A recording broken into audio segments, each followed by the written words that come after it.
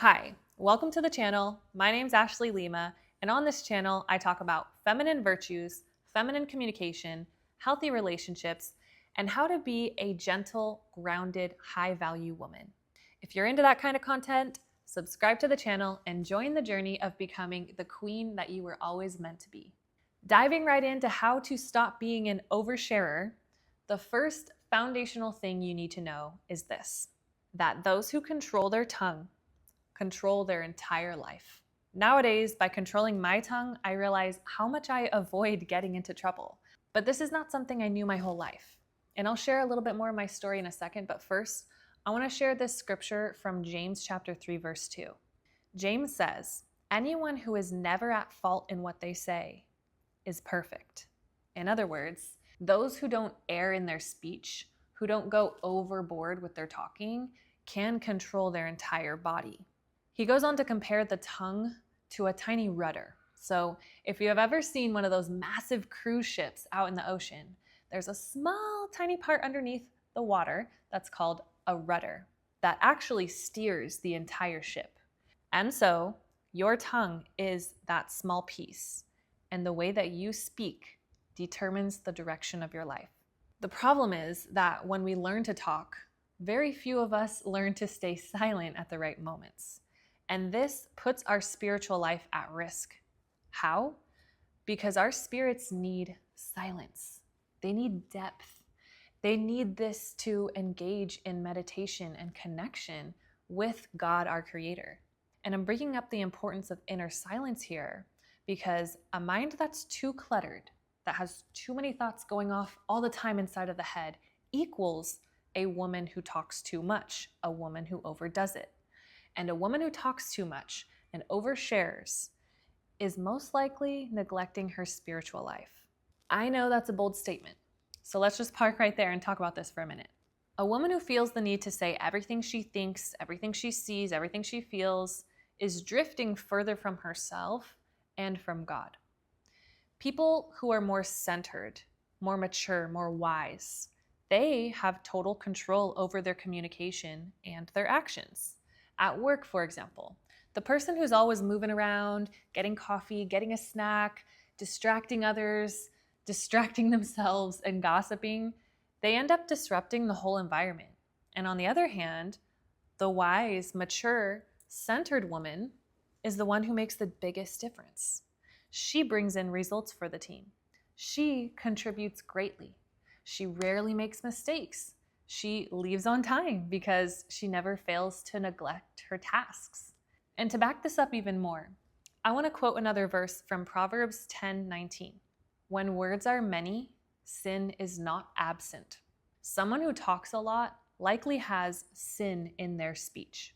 A loose tongue opens up the door to gossip, slander, emotional outbursts that end up hurting others and no doubt leading to regret.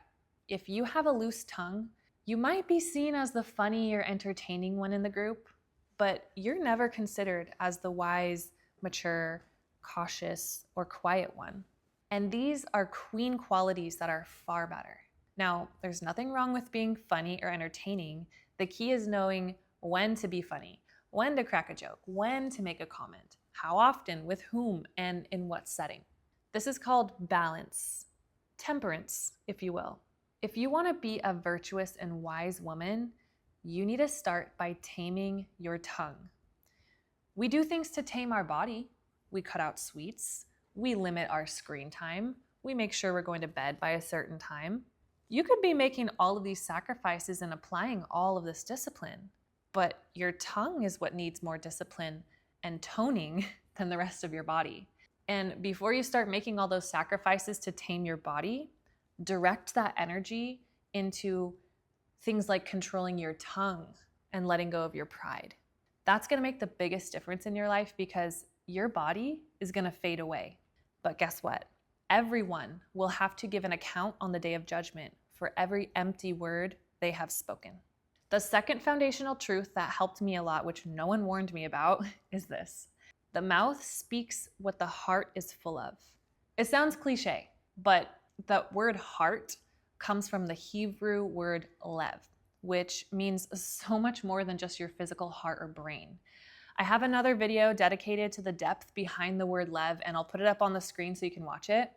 But essentially, what this verse is warning you of is to be aware of what's coming out of your mouth, because people will be able to tell the things that consume your thoughts by what you say and how you say it. If you want noble, pure, good things to come out of your mouth, you need to monitor and filter what you're allowing inside of your heart. And that means what you're seeing, what you're watching, what you're listening to. We can easily see just by looking at our own children or our siblings. Everything they hear and see, they tend to replicate, right? This doesn't all of a sudden change when you become an adult. It's still true that everything you hear and see, you are going to replicate. And this is so important to be aware of because of the influence that social media has on all of us today. And don't even tell me that you're not easily influenced by social media, because how many times have you repeated something that you saw or you heard on a TikTok video? Or how many TV commercials did you memorize as a kid after hearing it over and over?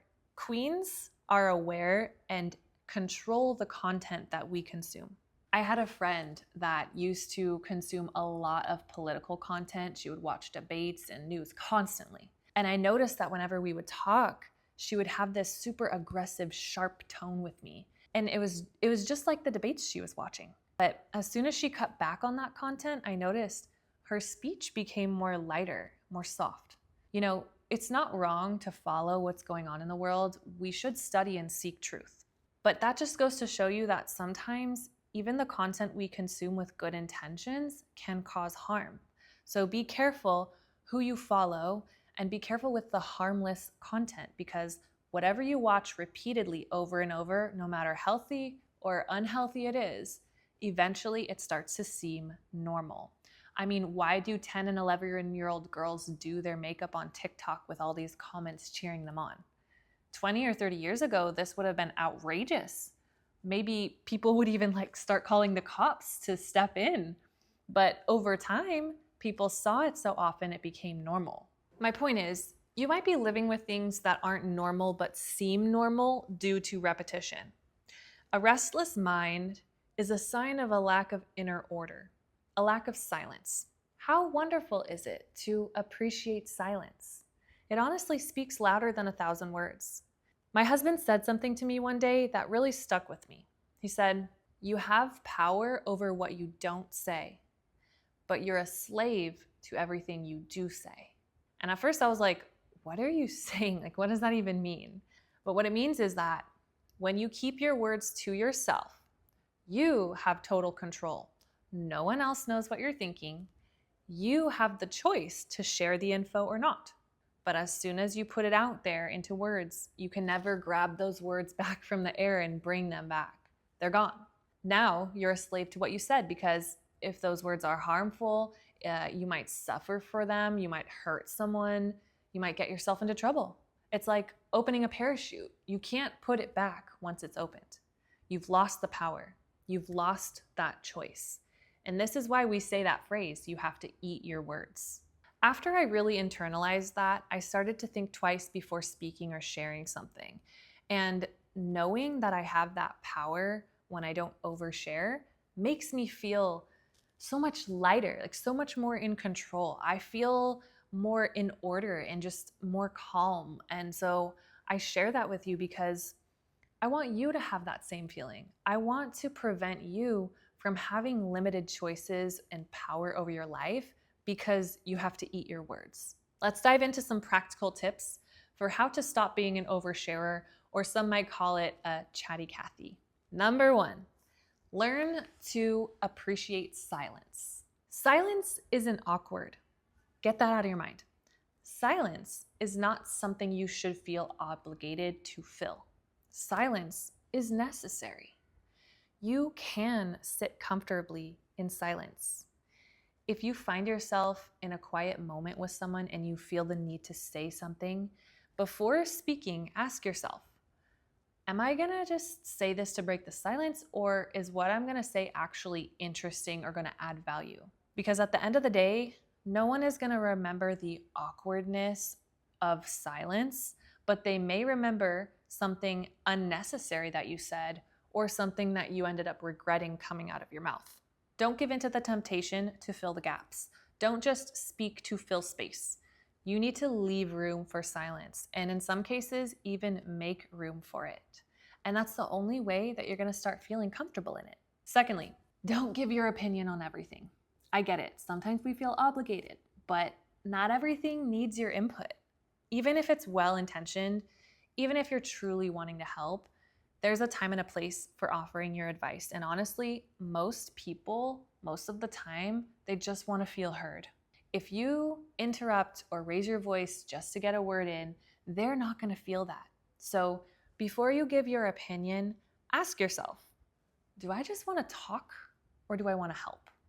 Did they make it clear that they're telling me this because they want my input?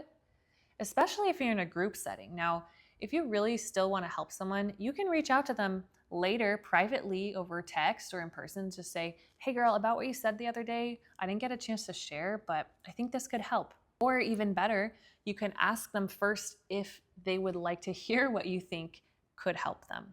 But again, most people share things because they want to feel heard. And if you're always interjecting your opinion and your input without actually being asked, that's a sign that you just want to be heard and you're not actually fully trying to help them in that moment. You're just trying to fulfill a need for approval. With that said, you need to let people finish talking. Let them finish their thought. Don't interrupt, even if you'll lose the moment or lose the thought. If your thought was important enough, it will come back. And if the topic changes, wait for an opening or a break in the conversation and say, hey guys, what we were talking about earlier, I remembered that blah, blah, blah, blah. Or you can even ask permission. You can say, hey, is it okay if I share one thing that I was thinking of about that thing we were talking about earlier? Another thing, in the circumstance where someone asks you an open-ended question about your life, you're gonna wanna say only what's necessary. Like when people ask how me and my husband met, I literally tell them the shortest, most simple version possible. First of all, I don't want to take 30 minutes. Second of all, no one really wants to hear every detail unless they're asking for more. And, the setting has to be appropriate. I remember at a wedding, I was seated next to this one girl at dinner that I barely knew. And she asked me, how did you and your husband meet? And I was so in the honeymoon phase. I was so excited to share every single detail. And I went on for a good 5 or 10 minutes and I wasn't even at the good part. And she literally mid-sentence, I was in mid-sentence, she turned her shoulder and turned her head away from me and she never turned back again. Maybe she got distracted, someone called her name, maybe she got, into the food, I don't know. But for the longest time, I thought that was so offensive. But as I matured and became more of a high-value woman, I realized that every time you spend 30 minutes talking about yourself, you're actually being selfish. You're thinking only of yourself. You're not thinking of the exchange of information. And you quickly go from interesting to boring like that. Another tip is going to be slowing down your speech. There is no need to talk fast. If you're finding that you are speeding up or rushing through a story, it's better to just cut down on the content. Speaking less creates mystery and elegance. And you can always say, you know what, I'm going to save this story for another time or else I think it'll get too long. And this leaves people wanting more. Think before sharing your opinion about other people. This one is so important. You need to guard yourself against slander, aka gossip. You have to realize that if someone badmouths another person to you, they are likely to badmouth you to someone else. But that goes for you too. If you share something negative about another person, it's a slippery slope. It's actually an addiction, gossiping. And you'll find yourself doing that more and more. So make an effort not to speak poorly of others. Plus, it's something God does not approve of. I've been in conversations before where we are talking about someone who doesn't like me, and I was so tempted to say, yeah, she did this to me. But you know what? I asked myself, what would that add? Saying something like that would just satisfy my urge. It's not going to build up the conversation. The last tip I'm going to give you is pray. Everything that we want to change in our lives requires God's help. Seek to improve yourself with God's strength. That strength, we can access that strength through trusting in what Jesus did on the cross. And once you accept that gift, you can partner with him in everything. Going to church, taking communion, praying, giving up something unhealthy in your life, and improving your prudence in speech. So, talk to God daily. Ask him for wisdom with your communication. Commit to it. Commit to asking every morning and every night before bed for a specific amount of time. Commit to that. And at the very beginning, it'll be hard, but keep going. You can do it. And if you want some practical tips and phrases you can use to improve your communication with your man specifically, I have an ebook with 40 plus scripts that when you use them, they will activate his God-given instincts to be your proactive provider, protector, and lover. It's a perfect beginner's guide to start taming your tongue and becoming aware of the true power you have as a woman, which is to build up your home with your words. So if you want to master that privilege of building up your home and you want to avoid tearing it down, just click the link in the description to get access to the ebook. I hope you enjoyed these reflections and tips. May they help you tame your tongue, live in the light, and become the wise, virtuous, high-value woman you were designed to be. If you liked this video and you think it'd be valuable for other women out there, subscribe and drop a comment to help me get it out to more people. And stay tuned because there's so much more to come. God bless and see you in the next one.